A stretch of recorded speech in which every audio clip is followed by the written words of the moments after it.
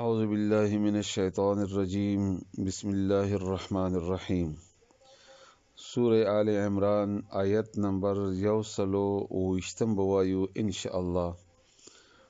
الله تعالی دې وینا حق ادا کولو توفیق راکړي. الله تعالی دې موږ تاسو ټول په قران کریم باندې پوي کړي. الله تعالی دې عمل کولو توفیق راکړي په طریقې د رسول الله صلی الله علیه و آله وسلم. آمین.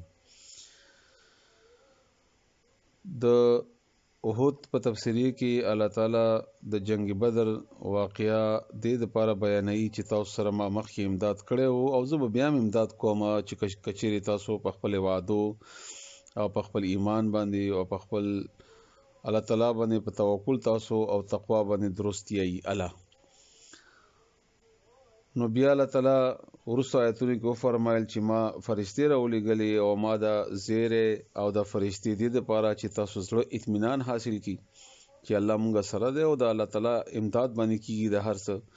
بل څوک هیڅ کی قسم ته امداد نشي کولای او نه چا په وس کې او په طاقت کې شته. نو ما دا څه ولې وکړل؟ الله فرمایي ليقطع دې لپاره چې پری کی قطع کی طرفن یو ډله یو بازو یو قوت یو طرف من الذين د اغو خلقنا کفروا چې کفر کړي دي. الله د اغي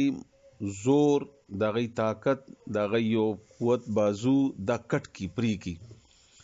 الله تعالی طریقه او سنت دادی چې کافر خالص نه ختمي. دغه وجه دا ده چې الله تعالی پیدا کړی هم د لپاره دی چې د مؤمن د انسان ازمایش وشي او بیا د مسلمان ازمایش وشي چې څوک په سیده لارې باندې دي څوک په غلطه لارې باندې دي. نو البته شیطان هم پیدا او د نفس هم شته دی او بیا د کافرو مقاصد دي د شیطان په لارې کې روان شي کفر او بیا کفر زورور شي او بیا طغیانی او سرکشي شروع کی بیا په مسلمانانو باندې دا د خپل ازمایش ده. دې طرف نه د مسلمانانو ازمایش ده چې سیده لار ده او د الله تعالی کتاب ده د الله تعالی احکامات او فرشتي دي او هغه نفس ته چې هغه اصلاح طرف ته دعوت ورکون کوي. نو انسان به ټول عمر په کشمکش کې وي.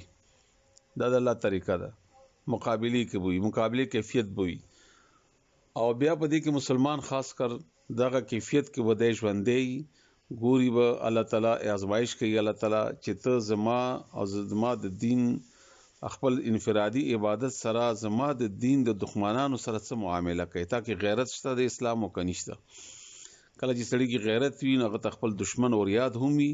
او دشمن د پاره هغه هر وخت سوچ او فکر او مقابله هغه کوشش او کیفیت همي. بل طرف ته دین سره مینه وي چې دین سره د سړی مینه وي نو دیني بیا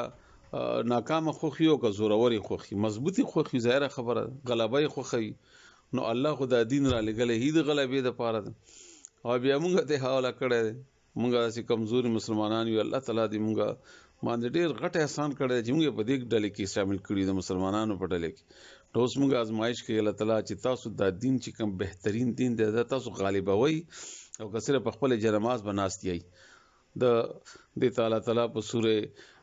توبه کې اشاره کړې ده چې دا خو د زنانه وکړ ده. تاسو د خزو په شانتي ناستي او که تاسو د مجاهدینو او د نرانو په شانتي د دین په غلبي او د دې کوشش وکوي.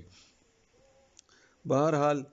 نو الله تعالی مسلمان هر وخت آزمائش کوي او بیا چې کله مسلمانان په صحیح طریقې باندې په تقوا او په صبر باندې روان وي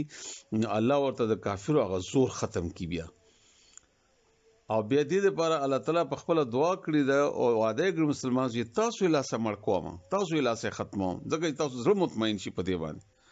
او د سوره توبه او سوره انفال کې راځي تاسو د لا سه کوم دا الله تعالی وعده کړی او چې کلم یو قوم فسادو کی او په فساد کې بره لاړ شي زمکه د لپاره غا نقصان دی ثابت شي دا سه نقصان دی چې فساد بیا د ټول زمکه د لپاره یو لوی مصیبت جوړ شي بیا الله تعالی دا غي زور ختم کی. دا د قانون دی. الته قریش وګورئ تاسو راځي هلاک وګورئ چنګیز وګورئ او بیا انګلند وګورئ بیا روس وګورئ بیا اوس امریکا وګورئ په ماته دور روانه ده علی هلاکي علی ذلیلای دا د الله طریقه ده داسې وکي. او بل طرف د مسلمانانو آزمائش ته او الله تعالی بار دا لکه موږ ته اوس ولې یاد دی الله تعالی د جنگ احد او بیا د جنگ بدر د واقعات د لپاره چې تاسو مو مکه راندي مسلمانان یې مجاهدین یې د رسول الله صلی الله علیه وسلم ملګری یې الله باندې ایمان راوړی دی او تاسو غیرتیان یې مګه براویږئ مخه پکېږئ زه تاسو ملګری یم ما سره هر څه دي زه هر څه کوم خو تاسو ازمایش پوي ته خو تکړه کزان ته لګره منډه خو راواخله نو دې دپاره چې کټ کې الله تعالی زور دغو کسانو چې کافران دي نو جنگ بدر کې اویا سربراهان مردار شول دا غي ټولو نه مشر غټ ابو جهل هغه پکې مردار شو مړ شو همدا غرنګ نور او بیا اویا پکې ونیول دی قیدیان شول مسلمانانو اویا کسان گرفتار کړیو دا یو سلو سلويخ شول او ټول یو زر نظر کسانو کې یو سلو سلويخ تو هغه مضبوط سربراهان مشران د نیولې شي نو الله فرمای چې دې دا زور ختم شي او دا سي ختم شو دا غي دا زور چې دا خو د یو مضبوط قوت او په معاشري او په ماحول کې هغه انتهایی ذلیل شو